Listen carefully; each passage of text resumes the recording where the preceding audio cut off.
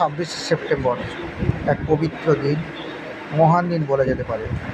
এই দিনে বাংলার কোল আলো করে জন্ম নিয়েছিলেন ঈশ্বরচন্দ্র বিদ্যাসাগর। তিনি অবিভক্ত মেদিনীপুরের বীরসিংহ গ্রামে জন্ম নিয়েছিলেন। বিদ্যাসাগর বাংলা সাহিত্যে, বাংলা ভাষার ক্ষেত্রে এক খুব গুরুত্বপূর্ণ মানুষ। তিনি বাংলা গদ্যের জনক ছিলেন, বাংলা গদ্যের রূপকারও বলা যেতে পারে, এবং বাংলা সাহিত্যের একটা প্রকৃত শিল্পী যাকে বলা হয় তিনি ছিলেন একদিকে একজন মহান মানুষ, একদিকে অনুবাদক, শিক্ষাবিদ, সমাজ সংস্কারক, লেখক আর অধ্যক্ষ বলে। আর বাংলা গদ্যে তো তিনি তার দান অপরিসীম। বাংলা ভাষায় তার জ্ঞান ছিলেন, কিন্তু সংস্কৃত ভাষায় তার জ্ঞান ছিল অপরিসীম। সংস্কৃত ভাষার তার অসাধারণ ব্যুৎপত্তির জন্য তাকে বিদ্যাসাগর বলা হয়। তিনি বাংলা লিপি সংস্কার করে সবার কাছে সহজপাঠ্য করেছিলেন এবং বোধগম্য করেছিলেন। বাংলা লিপির তিনি এক অসাধারণ পরিবর্তন ঘটেছিলেন।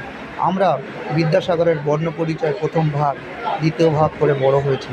এখনও বর্ণপরিচয়ের প্রথম ভাগ, দ্বিতীয় ভাগ যদি ঠিক মতন উচ্চারণ করা যায়, ঠিক মতন পড়া যায়, তাহলে অনেক ছেলেরা ভালো হবে। তিনি একজন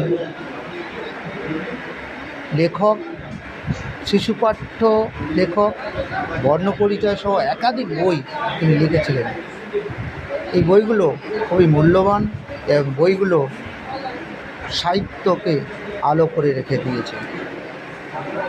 তিনি এছাড়া বিধবা বিবাহ, স্ত্রী শিক্ষার প্রচলন করেছিলেন। বাল্যবিবাহ ও বহুবিবাহের জন্য তিনি অকাতর সংগ্রাম করেছিলেন এবং বাল্যবিবাহ, বহুবিবাহ চেষ্টা করেছিলেন দূর করার। তাই বাংলার নবজাগরণের পুরোধা ব্যক্তিত্ব ছিলেন বিদ্যাসাগর। শুধু সংস্কারক, লেখক, এছাড়া ছিলেন দয়ার সাগর। যদি কেউ বিপদে পড়তেন, বিদ্যাসাগরের কাছে গিয়ে যদি তিনি বোঝাতে পারতেন যে সত্যিই তিনি বিপদে পড়েছেন, বিদ্যাসাগর যা থাকতো অকাতরে দান করতেন। এবং মাতৃভক্তি, তাতেও বিদ্যাসাগরের তুলনা হয় না। মায়ের কথায় তিনি অসীম কাজ করে ফেলতে পারতেন। মা যা আদেশ করতেন তিনি যা মনে চলতেন। এবং